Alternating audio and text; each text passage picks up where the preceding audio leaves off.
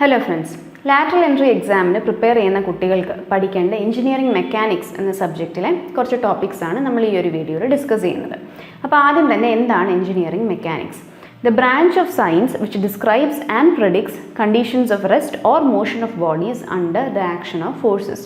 ഒരു പർട്ടിക്കുലർ ബോഡിയിൽ കുറച്ച് ഫോഴ്സസ് ആക്ട് ചെയ്യുന്നു, അത് കാരണമുള്ള ബോഡിയിലെ ചേഞ്ചസ്, ആ ഫോഴ്സസിൻ്റെ വാല്യൂ, ഇതൊക്കെയാണ് നമ്മൾ മെക്കാനിക്സിൽ സ്റ്റഡി ചെയ്യുന്നത്. ഇനി മെക്കാനിക്സിന് രണ്ട് ബ്രാഞ്ച് ഉണ്ട്, സ്റ്റാറ്റിക്സും ഡൈനാമിക്സും. സ്റ്റാറ്റിക്സിൽ നമ്മൾ ഒരു റെസ്റ്റിലിരിക്കുന്ന ഒരു ബോഡി അല്ലെങ്കിൽ യൂണിഫോം വെലോസിറ്റിയോട് കൂടി മൂവ് ചെയ്യുന്ന ഒരു ബോഡിയുടെ ക്യാരക്ടറിസ്റ്റിക്സ് ആണ് ഡിറ്റർമൈൻ ചെയ്യുന്നത്. എന്നാൽ ഡൈനാമിക്സിൽ നമ്മൾ ആക്സിലറേഷനോട് കൂടി മൂവ് ചെയ്യുന്ന ബോഡിയോ അല്ലെങ്കിൽ ഈ ബോഡിയിൽ വരുന്ന ഫോഴ്സസോ അതിൻ്റെ മാഗ്നിറ്റ്യൂഡൊക്കെയാണ് നമ്മൾ ഡൈനാമിക്സിൽ സ്റ്റഡി ചെയ്യുന്നത്. അപ്പം static studies objects that are at rest or moving at a constant velocity. Dynamic studies objects with acceleration or the motion of objects in combination with forces. അപ്പോൾ എന്താണ് ഇനി ഫോഴ്സ്? ഒരു റെസ്റ്റിലിരിക്കുന്ന ഒരു ബോഡി അല്ലെങ്കിൽ യൂണിഫോം മോഷനോട് കൂടി move ചെയ്തുകൊണ്ടിരിക്കുന്ന ഒരു ബോഡിയിൽ എന്തെങ്കിലും ചേഞ്ച് വരണമെങ്കിൽ അതിലൊരു ഫോഴ്സ് ആക്ട് ചെയ്യണം. A force may be defined as any action that tends to change the rest of body, the state of rest of a body or motion of a body to which it is applied. The three quantities required to completely define force are. അപ്പോൾ ഒരു ബോഡിയിൽ force act ചെയ്യുന്നു എന്ന് പറയുമ്പോൾ ആ ഫോഴ്സിൻ്റെ സ്റ്റേറ്റിനെ completely നമുക്ക് define ചെയ്യണമെങ്കിൽ മൂന്ന് ക്യാരക്ടറിസ്റ്റിക്സ് വേണം. ഒന്ന്, മാഗ്നിറ്റ്യൂഡ് ഓഫ് ദ ഫോഴ്സ്. രണ്ട്, point of application of the force. മൂന്ന്, direction of the force. Magnitude of the force എന്ന് പറയുമ്പോൾ ഇപ്പോൾ നമ്മൾ ഫോഴ്സിൻ്റെ വാല്യൂ 6 കിലോ ന്യൂട്ടൺ അല്ലെങ്കിൽ 10 കിലോ ന്യൂട്ടൺ എന്ന് പറയുമ്പോൾ ആ വാല്യൂ ആണ്, മാഗ്നിറ്റ്യൂഡാണ് ആദ്യം വേണ്ടത് ഫോഴ്സിനെ ഡിസ്ക്രൈബ് ചെയ്യാൻ. രണ്ട്, പോയിന്റ് ഓഫ് ആപ്ലിക്കേഷൻ, എവിടാണ് ഫോഴ്സ് അപ്ലൈ ചെയ്യുന്നത് എന്നത്. രണ്ട്, ഡയറക്ഷൻ ഓഫ് ആപ്ലിക്കേഷൻ, ഏത് ഡയറക്ഷനിലാണ് ഫോഴ്സ് ആക്ട് ചെയ്യുന്നത് എന്നുള്ളത്. അപ്പോൾ ഈ മൂന്ന് ക്യാരക്ടറിസ്റ്റിക്സ് ഉണ്ടെങ്കിൽ മാത്രമേ ഒരു ഫോഴ്സിനെ നമുക്ക് കംപ്ലീറ്റ്ലി ഡിഫൈൻ ചെയ്യാൻ പറ്റത്തുള്ളൂ. ഇനി എന്താണ് റെസല്യൂഷൻ ഓഫ് എ ഫോഴ്സ് എന്ന ടേം കൊണ്ട് ഉദ്ദേശിച്ചിരിക്കുന്നത്? ഇപ്പോൾ ഈ ഒരു ഫിഗറിൽ ഒരു ഫോഴ്സ് എഫ് കാണാം.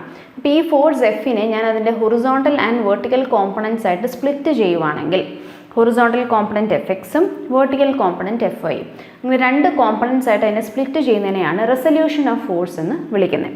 The replacement of a single force by several components which will be equivalent in action to the given force is called resolution of force. അടുത്തൊരു ടേമാണ് റിജിഡ് ബോഡി. ഒരു പർട്ടിക്കുലർ ബോഡിയിൽ കുറച്ച് ഫോഴ്സസ് ആക്ട് ചെയ്യുന്നു, പക്ഷേ ഈ ഫോഴ്സിൻ്റെ effect കാരണം ഈ ബോഡിയിൽ ഡീഫോർമേഷൻ അല്ലെങ്കിൽ ഡിസ്പ്ലേസ്മെൻറ്റോ ഡീഫോർമേഷനോ ഒന്നും ഉണ്ടാകുന്നില്ല എങ്കിൽ അങ്ങനത്തെ ബോഡിയാണ് നമ്മൾ റിജിഡ് ബോഡി എന്ന് വിളിക്കുന്നത്. അല്ലെങ്കിൽ ഉണ്ടാകുന്ന ഡീഫോർമേഷൻ വളരെ നെഗ്ലിജിബിൾ ആയിരിക്കും compare to the size of the body. അപ്പോൾ നമ്മൾ സ്റ്റാറ്റിക്സ് ഡൈനാമിക്സ് എന്ന് നമ്മൾ നേരത്തെ മെൻഷൻ ചെയ്തല്ലോ. അപ്പോൾ സ്റ്റാറ്റിക്സിൽ നമ്മൾ അസ്യൂം ചെയ്യുന്നത് നമ്മൾ സ്റ്റഡി ചെയ്യുന്ന ബോഡി റിജിഡ് ബോഡിയാണ് എന്നതാണ്. A body which will not deform, or if the deformation is negligible as compared to its size, the body is termed as rigid. ഇനി നമുക്ക് നമ്മുടെ ഇമ്പോർട്ടൻ്റ് ആയിട്ടുള്ള തിയറംസിലേക്ക് കടക്കാം. ആദ്യത്തേതാണ് triangle law of force. If two forces acting simultaneously on a particle be represented in magnitude and direction by the two sides of a triangle taken in order, their resultant may be represented in magnitude and direction by the third side taken in opposite order. അതായത് ഒരു to ഫോഴ്സസിനെ ഒരു ട്രയാങ്കിളിലെ രണ്ട് സൈഡ്സിലായിട്ട് ഞാൻ represent ചെയ്തു. ഇപ്പോൾ ഈ ഒരു ട്രയാങ്കിളിലെ ഈ ഒരു സൈഡിന് പിയും ഈ ഒരു സൈഡിന് ക്യൂ എന്നും പറഞ്ഞ് രണ്ട് ഫോഴ്സസ് ആയിട്ട് ഞാൻ റെപ്രസെൻറ്റ് ചെയ്യുവാണ് in magnitude and direction taken in the same order. ഒരേ ഓർഡറിൽ തന്നെയാണ്, അതായത് ഒരേ ആൻറ്റി ക്ലോക്ക് വൈസ് ഡയറക്ഷനിൽ തന്നെയാണ് ഈ രണ്ട് ഫോഴ്സസും ഞാൻ മാർക്ക് ചെയ്തിരിക്കുന്നത്. ഇനി അങ്ങനെ ചെയ്യുവാണ് എങ്കിൽ ഈ മൂന്നാമത്തെ സൈഡ് ഉണ്ടല്ലോ, this side will be equal to the resultant of the forces in magnitude and direction taken in opposite order. അതായത് ഈ മൂന്നാമത്തെ side will give the resultant of the forces. ഈ രണ്ട് ഫോഴ്സ് പിയുടെയും ക്യൂയുടെയും റിസൾട്ടൻറ്റിൻ്റെ അതേ മാഗ്നിറ്റ്യൂഡ് ആയിരിക്കും ഈ മൂന്നാമത്തെ സൈഡിനും ഉണ്ടാവുന്നത്. ഒപ്പം ഡയറക്ഷൻ നമ്മൾ കൺസിഡർ ചെയ്യുവാണെങ്കിൽ it will be in the opposite direction. നോക്കിയേ, ഈ ഒരു പിയും ക്യൂയും പോയത് ഒരു ആൻറ്റി ക്ലോക്ക് വൈസ് ഡയറക്ഷൻ ആയിരുന്നു, റിസൾട്ടൻറ്റ് വരുന്നത് ക്ലോക്ക് വൈസ് ഡയറക്ഷനിലാണ് പോകുന്നത്. അപ്പോൾ ഇതാണ് ട്രയാങ്കിൾ ലോ ഓഫ് ഫോഴ്സ്. അപ്പോൾ ഇതിൽ പറയുന്നത് എന്താ, രണ്ട് ഫോഴ്സസിനെ ഒരു ട്രയാങ്കിളിലെ രണ്ട് സൈഡ്സിലായിട്ട് നമുക്ക് കൺസിഡർ ചെയ്യുവാണ്, taken in the same order. അപ്പോൾ മൂന്നാമത്തെ സൈഡ് റിസൾട്ടൻറ്റിൻ്റെ വാല്യൂ തരും എന്നാണ് പറയുന്നത്. ഇനി അടുത്തത് പാരലോഗ്രാം ലോ. പാരലോഗ്രാം ലോയിൽ പറയുന്നത് ഇവിടെ ട്രയാങ്കിളിന് വരെ നമ്മളൊരു പാരലോഗ്രാം ആണ് കൺസിഡർ ചെയ്യുന്നത്. The law of parallelogram States that if two vectors acting on a particle at the same time are represented in magnitude and direction by two adjacent sides of a parallelogram. Then the resultant is represented by the diagonal of the parallelogram drawn from the same point. അതായത് ഈ രണ്ട് force പിയും ക്യൂവും ഈ പാരലോഗ്രത്തിൻ്റെ രണ്ട് adjacent സൈഡ്സിലായിട്ട് ഞാൻ mark ചെയ്യുന്നു, representing the magnitude and direction. അപ്പോൾ ഇതൊരു പോയിന്റ് ഓയിൽ നിന്നാണ് ഈ രണ്ട് അഡ്ജസൻറ്റ് സൈഡ്സും ഒറിജിനേറ്റ് ചെയ്യുന്നത് എങ്കിൽ ഇതേ പോയിന്റ് ഓയിൽ നിന്നും വരയ്ക്കുന്ന diagonal will represent the resultant of the to forces എന്നാണ് പറയുന്നത്. ഇനി ഈ റിസൾട്ടൻറ്റിൻ്റെ വാല്യൂ കണ്ടുപിടിക്കാനുള്ള ഇക്വേഷനോടെ പഠിച്ചു വെക്കണം. R is equal to root of p square plus q square plus 2pq cos theta, where theta is the angle between the two forces. Okay, ഇനി ഈ resultant ഒരു ഫോഴ്സ് ക്യൂ ആയിട്ട് ഫോം ചെയ്യുന്ന ആംഗിൾ ആൽഫ കണ്ടുപിടിക്കാനുള്ള ഇക്വേഷനാണ് tan alpha is equal to q sin theta by p plus q cos theta. ഈ രണ്ട് ഇക്വേഷൻസും പഠിച്ചു വെക്കേണ്ടതാണ്. അപ്പോൾ ഇത് രണ്ടുമായിരുന്നു പാരലോഗ്രാം ലോ സ്റ്റേറ്റ് ചെയ്യുന്നത്. ഇനി അടുത്തത് നമുക്ക് ഈ ഒരു പാരലോഗ്രാം ലോയുടെ ഒരു എക്സാമ്പിളൂടെ നമുക്ക് നോക്കാം. ഇപ്പോൾ ഇവിടെ രണ്ട് ഫോഴ്സസ് ഉണ്ട്, പിയും ക്യൂവും. രണ്ടിൻ്റെ മാഗ്നിറ്റ്യൂഡ് 8 ന്യൂട്ടനും 6 ന്യൂട്ടനുമാണ്. അപ്പോൾ ഇത് രണ്ടും ആക്ട് ചെയ്യുന്നത് 60 ഡിഗ്രി ആംഗിളിലാണ്. ഇത് തമ്മിലുള്ള ആംഗിൾ 60 ഡിഗ്രിയാണ്. ഇപ്പോൾ പാരലോഗ്രാം ലോ യൂസ് ചെയ്ത് എങ്ങനെ നമുക്കിതിൻ്റെ റിസൾട്ടൻറ്റ് കണ്ടുപിടിക്കാമെന്ന് നോക്കാം. അപ്പോൾ റിസൾട്ടൻറ്റ് കണ്ടുപിടിക്കുന്ന ഇക്വേഷൻ എന്തുവായിരുന്നു? According to the parallelogram law it is root of P square plus Q square plus 2pq cos theta. അപ്പോൾ ഇവിടെ root of 8 square plus 6 square plus 2 8 into 6 cos 60 എന്ന് വേണം എടുക്കാൻ. അപ്പോൾ അങ്ങനെ വരുമ്പോൾ നമുക്ക് മാഗ്നിറ്റ്യൂഡ് 12.16 ന്യൂട്ടൺ എന്നാണ് കിട്ടുന്നത്.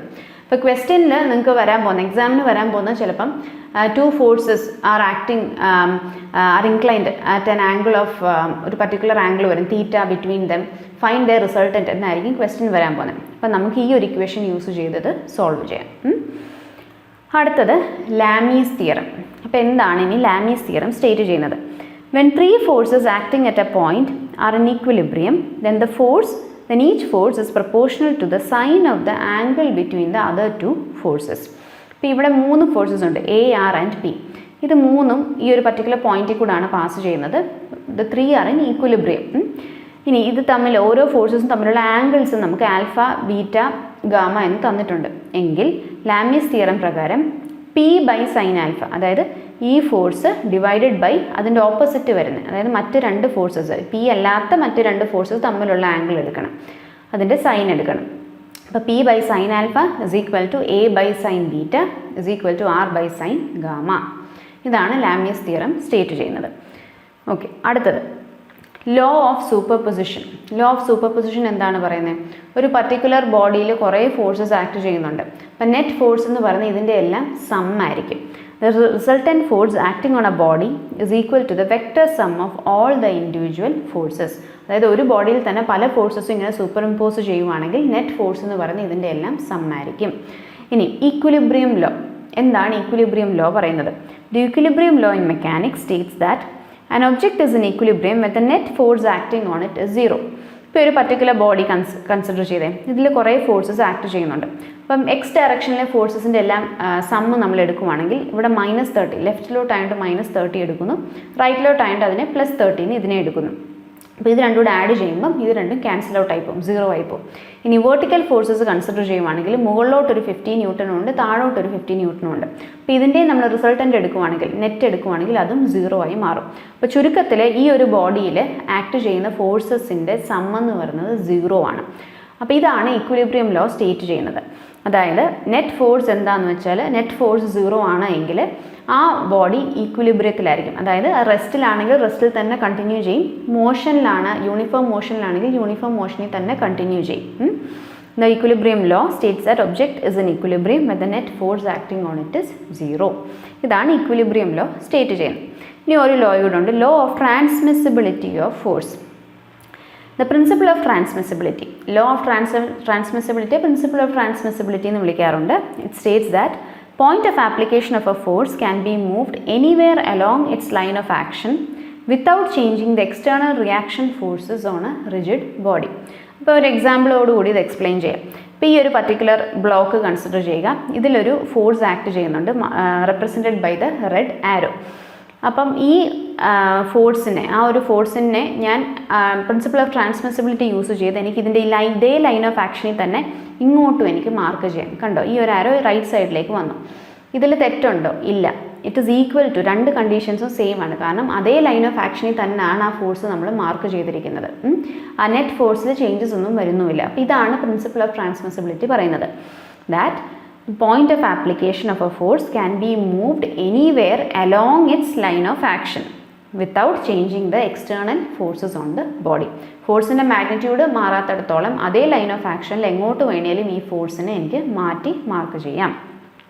രണ്ടാമത്തെ കണ്ടീഷൻ ഒന്ന് കൺസിഡർ ചെയ്തേ. ഒരു എൽ ഷേപ്ഡ് ബോഡി ഉണ്ട്, അതിലിതാ ഇവിടെ ഒരു ഫോഴ്സ് ആക്ട് ചെയ്യുന്നുണ്ട്. അതേ ലൈൻ ഓഫ് ആക്ഷനിൽ തന്നെ ഞാൻ ഇപ്പോൾ ഇത് ഇങ്ങോട്ട് മാറ്റി മാർക്ക് ചെയ്യുവാണെങ്കിലും അതിൽ തെറ്റൊന്നും ഇല്ല. ഇനി ഈ ഒരു കണ്ടീഷൻ കൺസിഡർ ചെയ്തേ. 3 ഡയറക്ഷനിലായിട്ട് ഫോഴ്സസ് ഈ ഒരു പർട്ടിക്കുലർ സ്പെറിക്കൽ ബോഡിയിൽ ആക്ട് ചെയ്യുന്നുണ്ട്. ഇതേ സെയിം ലൈൻ ഓഫ് ആക്ഷനിൽ തന്നെ ഞാൻ ഇതിനെ മാറ്റി ഇങ്ങനെ വരയ്ക്കുവാണെങ്കിലും ഇതിൽ തെറ്റൊന്നുമില്ല, according to law of transmissibility of force. അപ്പോൾ ഇത്രയാണ് നമ്മുടെ ഫസ്റ്റ് മൊഡ്യൂളിൽ ആദ്യം മെൻഷൻ ചെയ്തിരിക്കുന്ന ഇമ്പോർട്ടൻറ്റ് ലോസ്. അപ്പോൾ ഇനി നമുക്ക് അടുത്തൊരു ടോപ്പിക്കിലേക്ക് വരാം. ഫ്രിക്ഷൻ നമുക്കെല്ലാം അറിയാവുന്ന ഒരു ടോപ്പിക്കാണ്. എന്താണ് ഫ്രിക്ഷൻ? ഒരു ബോഡീസ് തമ്മിൽ റിലേറ്റീവ് മോഷൻ വരുമ്പോൾ അതിനെ റെസിസ്റ്റ് ചെയ്യാനുള്ള ഒരു ടെൻഡൻസിയാണ് നമ്മൾ ഫ്രിക്ഷൻ എന്ന് വിളിക്കുന്നത്. Friction is A force that opposes relative motion between surfaces in contact. ഇനി ഈ ഫ്രിക്ഷൻ എന്ന ടോപ്പിക്കിലും ഇമ്പോർട്ടൻ്റ് ആയിട്ട് അറിഞ്ഞിരിക്കേണ്ട കുറച്ച് ടേംസ് ഉണ്ട്. ആദ്യത്തേത് limiting friction. It is A maximum amount of static friction that occurs when an object is about to move across another object. അപ്പോൾ ഈ ഒരു പർട്ടിക്കുലർ ബോഡി കൺസിഡർ ചെയ്തേ. ഇവിടെ ഒരു സ്ലോപ്പിംഗ് സർഫസ് ഉണ്ട്, അതിലൊരു ബ്ലോക്ക് നമ്മൾ പ്ലേസ് ചെയ്തിട്ടുണ്ട്. അപ്പോൾ ഈ ബ്ലോക്ക് അനങ്ങാതെ റെസ്റ്റിലാണ് ഇരിക്കുന്നതെന്ന് വിചാരിക്കുക. ഇത് ജസ്റ്റ് മൂവ് ചെയ്യാനായിട്ട് സ്റ്റാർട്ട് ചെയ്യുമ്പോൾ ഉള്ള ആ ഒരു ഫ്രിക്ഷൻ്റെ വാല്യൂ എത്രയാണോ അതിനെയാണ് നമ്മൾ ലിമിറ്റിംഗ് ഫ്രിക്ഷൻ എന്ന് വിളിക്കുന്നത്. maximum amount of static friction that occurs when an object is about to move across another body. അപ്പോൾ ലിമിറ്റിംഗ് ഫ്രിക്ഷൻ എന്താണ്? ജസ്റ്റ് ആ ബോഡി റെസ്റ്റിലിരിക്കുമായിരുന്നു, അത് മൂവ് ചെയ്യാൻ സ്റ്റാർട്ട് ചെയ്യുമ്പോൾ ഉള്ള ആ ഒരു മാക്സിമം ഫ്രിക്ഷൻ്റെ വാല്യൂവിനെയാണ് ലിമിറ്റിംഗ് ഫ്രിക്ഷൻ എന്ന് വിളിക്കുന്നത്. ഇനി ഫ്രിക്ഷനെ നമുക്ക് റെപ്രസെൻറ്റ് ചെയ്യുന്ന ഒരു ഇക്വേഷൻ ഉണ്ട്. F is equal to mu into R. mu എന്താണ്? Coefficient of friction. R എന്താണ്? Normal reaction. അപ്പോൾ എന്താണ് ഈ നോർമൽ റിയാക്ഷൻ എന്നുള്ളത് നോക്കാം. അപ്പോൾ നമ്മൾ ഈ ബ്ലോക്ക് ഈ ഒരു സർഫസിൽ പ്ലേസ് ചെയ്തു. അപ്പോൾ ഈ ബ്ലോക്കിൻ്റെ ഒരു വെയിറ്റ് താഴേക്ക് ആക്ട് ചെയ്യുന്നുണ്ടായിരിക്കുമല്ലോ, അതിനെ നമുക്ക് വെയിറ്റ് ഫോഴ്സ് എന്ന് വിളിക്കാം. അത് കറക്റ്റ് വെർട്ടിക്കലായിട്ടായിരിക്കും ആക്ട് ചെയ്യുന്നത്. ഇനി ഈ സർഫസിൽ ഈ താഴോട്ടുള്ള ബ്ലോക്കിൻ്റെ മോഷനെ റെസിസ്റ്റ് ചെയ്യാനൊരു ഫ്രിക്ഷൻ ആക്ട് ചെയ്യുന്നുണ്ട്. ഫ്രിക്ഷൻ എപ്പോഴും മോഷൻ്റെ ഓപ്പോസിറ്റ് ഡയറക്ഷനിലായിരിക്കും ആക്ട് ചെയ്യുന്നത്. അപ്പോൾ താഴോട്ട് മൂവ് ചെയ്യുന്ന ബ്ലോക്കിനെ ഓപ്പോസിറ്റ് ഡയറക്ഷനിലായിരിക്കും ഫ്രിക്ഷൻ ആക്ട് ചെയ്യുന്നത്. അപ്പോൾ ഈ ഫ്രിക്ഷൻ്റെ ആരോയും നിങ്ങൾക്ക് ക്ലിയർ ആയി കാണും. ഇനി ഈ ഫ്രിക്ഷൻ ആക്ട് ചെയ്യുന്ന സർഫസിൽ ഈ ബോഡിക്ക് പെർപെൻഡിക്കുലറായിട്ടൊരു നോർമൽ റിയാക്ഷൻ ആക്ട് ചെയ്യുന്നുണ്ട്. അതാണ് ഈ നോർമൽ ഫോഴ്സായിട്ട് യെല്ലോ കളർ ആരോ വെച്ച് റെപ്രസെൻറ്റ് ചെയ്തിരിക്കുന്നത്. അപ്പോൾ ഫ്രിക്ഷൻ്റെ കേസ് നമ്മൾ പഠിക്കാൻ നേരം നമുക്ക് 3 ഫോഴ്സസ് ആണ് പ്രിഡോമിനൻ്റ്ലി വരുന്നത്. ഒന്ന് വെയിറ്റ് ഓഫ് ദ ബോഡി, അതെപ്പോഴും വേർട്ടിക്കലി താഴോട്ടായിരിക്കും ആക്ട് ചെയ്യുന്നത്. സ്ലോപ്ഡ് സർഫസ് ആയിക്കോട്ടെ ഹൊറിസോണ്ടൽ സർഫസ് ആയിക്കോട്ടെ, വെയിറ്റ് എപ്പോഴും നോർമലായിട്ട് വേർട്ടിക്കലായിട്ട് കറക്റ്റ് വേർട്ടിക്കലായിട്ടാണ് ആക്ട് ചെയ്യുന്നത്. 2 ഫ്രിക്ഷൻ്റെ ഫോഴ്സ് ആക്ട് ചെയ്യുന്നത് എപ്പോഴും ബോഡിയുടെ മോഷന് ഓപ്പോസിറ്റ് ഡയറക്ഷനിലായിരിക്കും. അപ്പോൾ അതും നമ്മൾ മാർക്ക് ചെയ്തു. പിന്നെ ഉള്ളത് നോർമൽ റിയാക്ഷൻ ആണ്. ഈ നോർമൽ റിയാക്ഷൻ ആക്ട് ചെയ്യുന്നത് എപ്പോഴും ഈ സ്ലൈഡ് ചെയ്യുന്ന ആ ഒരു സർഫസിന് പെർപെൻഡിക്കുലർ ആയിട്ടായിരിക്കും ആക്ട് ചെയ്യുന്നത്. ഇപ്പോൾ ഹൊറിസോണ്ടൽ സർഫസിലാണ് മൂവ് ചെയ്യുന്നതെങ്കിൽ അത് വെർട്ടിക്കലായിട്ട് വരും. ഇതിപ്പോൾ സ്ലോപ്ഡ് സർഫസ് ആയതുകൊണ്ട് അതിന് നേരെ പെർപെൻഡിക്കുലർ ആയിട്ട് നോർമൽ ഫോഴ്സ് അല്ലെങ്കിൽ നോർമൽ റിയാക്ഷൻ ആക്ട് ചെയ്യുന്നു. അപ്പോൾ ഇതാണ് നമ്മുടെ ഫ്രിക്ഷൻ്റെ force. F is equal to mu into R. R normal reaction അല്ലെങ്കിൽ normal force and mu is coefficient of friction. Okay, ഇനി എന്താണ് angle of friction? Angle of friction is angle between the normal reaction force and the resultant force of normal reaction and friction when the object is about to move. അതായത് ഈ ഒരു block consider ചെയ്യുക, അതിപ്പോൾ താഴേക്ക് move ചെയ്യാൻ തുടങ്ങുവാണ്. അപ്പോൾ ഈ ബോഡിയുടെ വെയിറ്റ് താഴേക്ക് ആക്ട് ചെയ്യുന്നുണ്ട്, അതാണ് mg. ഇപ്പോൾ നമ്മൾ പറഞ്ഞു വെയിറ്റ് എപ്പോഴും വേർട്ടിക്കലി താഴോട്ടാണെന്ന്. അപ്പോൾ ഈ വെയിറ്റ് ആക്ട് ചെയ്യുന്നത് mg ആണ്. ഫ്രിക്ഷൻ ആക്ട് ചെയ്യുന്നത് ആ ഒരു സർഫസിന് ഓപ്പോസിറ്റ് ഡയറക്ഷനിലാണ്, F എന്ന് പറഞ്ഞ് മാർക്ക് ചെയ്തിട്ടുണ്ട്. ഇനി ഇവിടെ നോർമൽ റിയാക്ഷൻ R മാർക്ക് ചെയ്തിട്ടുണ്ട്. നോർമൽ റിയാക്ഷൻ അല്ലെങ്കിൽ നോർമൽ ഫോഴ്സ് R മാർക്ക് ചെയ്തിട്ടുണ്ട്. ഇനി ഈ ഒരു mgയെ ഞാൻ 2 കോമ്പണൻ്റ് ആയിട്ട് റിസോൾവ് ചെയ്യുവാണ്. ഒരു component perpendicular to the surface, അതായത് ആറിൻ്റെ അതേ ലൈൻ ഓഫ് ആക്ഷനിൽ താഴേക്ക് ഓപ്പോസിറ്റ് ഡയറക്ഷനിൽ ആക്ട് ചെയ്യുന്ന എം ജി കോസ് ആൽഫയും ഫ്രിക്ഷൻ്റെ ഓപ്പോസിറ്റ് ആയിട്ട് ആക്ട് ചെയ്യുന്ന എം ജി സൈൻ ആൽഫയും. Alpha is the angle formed between the resultant. ഇവിടുത്തെ റിസൾട്ടൻറ്റ് ഏതാണ്? എം ജി ആണ്. എം ജി റിസൾട്ടൻറ്റും നമ്മുടെ ഈ ഒരു കോമ്പണൻറ്റും നമ്മുടെ നോർമൽ റിയാക്ഷൻ്റെ കോമ്പണൻറ്റിനും തമ്മിൽ ഫോം ചെയ്യുന്ന ആംഗിളാണ് ആൽഫ.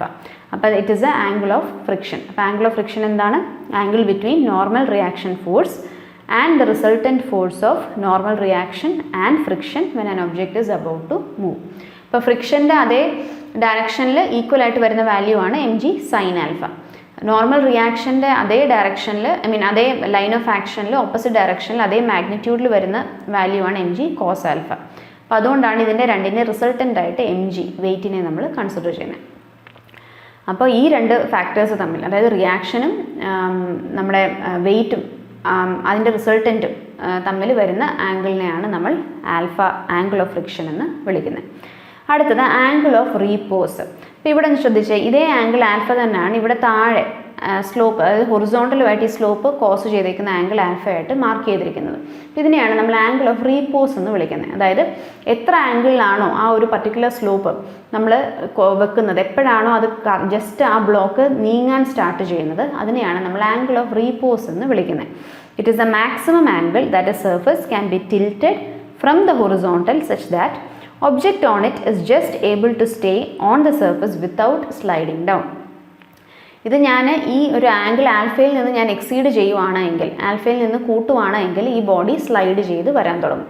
അപ്പോൾ എത്ര വരെ എനിക്കിത് പൊക്കി കൊണ്ടുവരാവോ ആ മാക്സിമം ആംഗിളിനെയാണ് ആംഗിൾ ഓഫ് റീപോസ് എന്ന് വിളിക്കുന്നത്. So that the body does not slide down.